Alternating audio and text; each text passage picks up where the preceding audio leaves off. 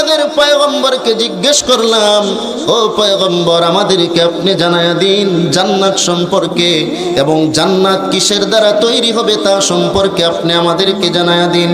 পয়গম্বর বলেন, লাবিনাতুম মিন ফিদ্দাতিন ওয়া লাবিনাতুম মিন যাহাব। ও সাহাবায়ে কেরাম, ভালোভাবে শুনে নাও, জান্নাতটা আল্লাহ কিসের দ্বারা তৈরি করবেন জানো? জান্নাতের যে ইটগুলা হবে, একটা ইট হবে স্বর্ণের, আরেকটা ইট হবে রূপার, আরেকটা ইট হবে স্বর্ণের, আরেকটা ইট হবে রূপার। এইভাবে আল্লাহ তাআলা জান্নাতের বালাখানা স্বর্ণ এবং রূপার ইট দ্বারা তৈরি করবেন। দুই ইটের মাঝখানে মিশ্রণ লাগে কি লাগে না? ইট, সিমেন্ট এবং বালু লাগে কি লাগে না? জান্নাতের এই স্বর্ণ এবং রূপার ইটের মাঝখানে যে মিশ্রণটা হবে সেটা কি হবে? রাসূল বলেন, ওয়ামিলাতুহা আল মিসকুল আসফার। দুই ইটের মাঝখানে যে মিশ্রণটা হবে সেটা হবে সুগন্ধি মৃগনাভি। ওয়া হাসবাউহা আল লুলু ওয়াল ইয়াকুত।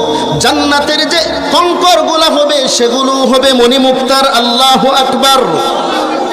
ওয়াতুরাবুহা আজ-জাফরান। জান্নাতের মাটি দুনিয়ার সাধারণ কোনো মাটি হবে না, জান্নাতের মাটিটা হবে জাফরানের। মাইয়াদখুলুহা ইউনআমু ওয়ালা ইয়াবআস। আল্লাহর রাসূল বলেন, যে ব্যক্তি জান্নাতে একবার প্রবেশ করবে তাকে আল্লাহ এমন নিয়ামত দান করবেন যেই নিয়ামত কখনো ফুরাবে না, শেষ হবে না। ওয়া ইয়াখলুদু ওয়ালা ইয়ামুত। জান্নাতে যারা যাবে চিরস্থায়ী হবে, তাদের কখনো মৃত্যু হবে না। ওয়ালা তাফনা ওয়ালা তাবলা সিয়াবুহু। জান্নাতে যারা যাবে তাদের কাপড় কখনো ময়লা হবে না। ওয়ালা ইয়াফনা শাবাবুহু। দুনিয়াতে মানুষের যৌবন চিরকাল থাকে না, বয়স হয়তো যৌবন শেষ হয়ে যায়। আর আল্লাহর রাসূল বলেন, জান্নাতের বালাখানার যারা মালিক হবে, যারা জান্নাতে যাবে, তাদেরকে আল্লাহ এমন যৌবন দান করবেন যেই যৌবন কখনোই শেষ হবে না। এমন জান্নাত আল্লাহ তাআলা আমাদেরকে দান করবেন। শুধু জান্নাতের এই বালাখানাই দান করবেন তাই? যারা রবের গোলামি করবে, যারা রবকে ভয় করবে, আল্লাহ তাদেরকে ওই জান্নাতের মধ্যে আবার বাগান বাড়িও দান করবেন। সুবহানাল্লাহ বলেন। যারা কোটিপতি শিল্পপতি, তারা দেখবেন শহরেও বাড়ি করে, গ্রামে আবার বাগান বাড়ি করে কি করে না? আল্লাহ বলেন, ও বান্দা, আমার গোলামি করেছো, আমি আল্লাহকে ভয় করেছো, জান্নাতে শুধু অট্টালিকা দিব তা না, বরং তোমাদেরকে স্পেশাল আমি 4টা বাগান বাড়ি দান করবো। সুবহানাল্লাহ বলেন।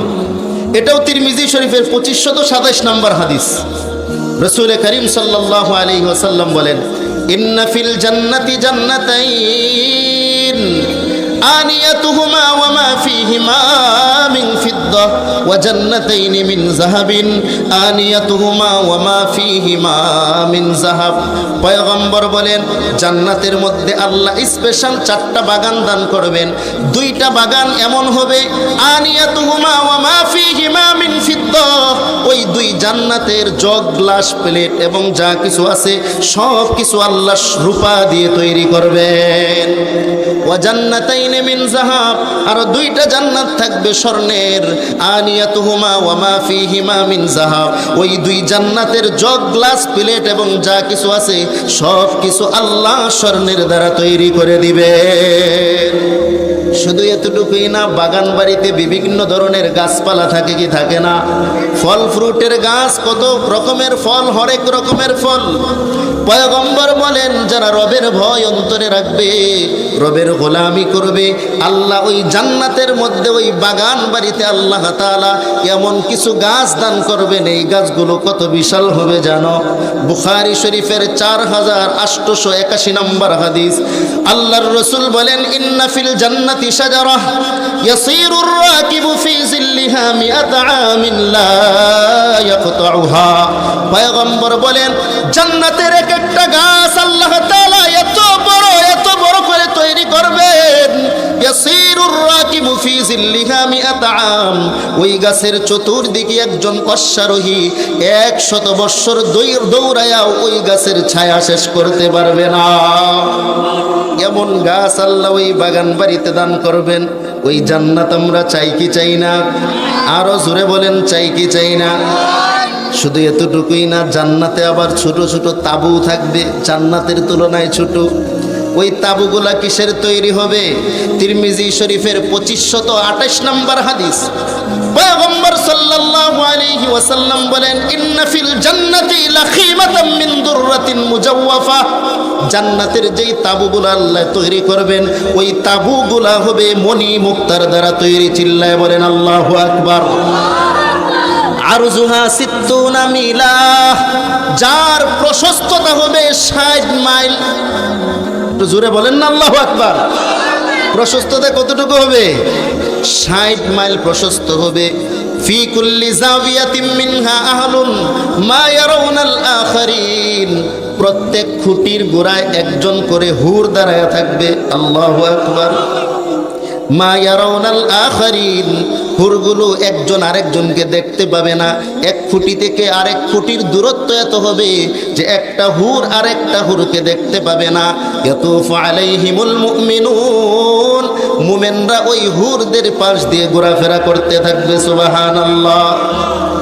জান্নাতে যেহেতু ঢুকছি, একটু জান্নাতের ভিতরেই ঢুকি, কি বলেন? জান্নাতের মধ্যে আবার স্তর থাকবে, বিভিন্ন স্তর আছে।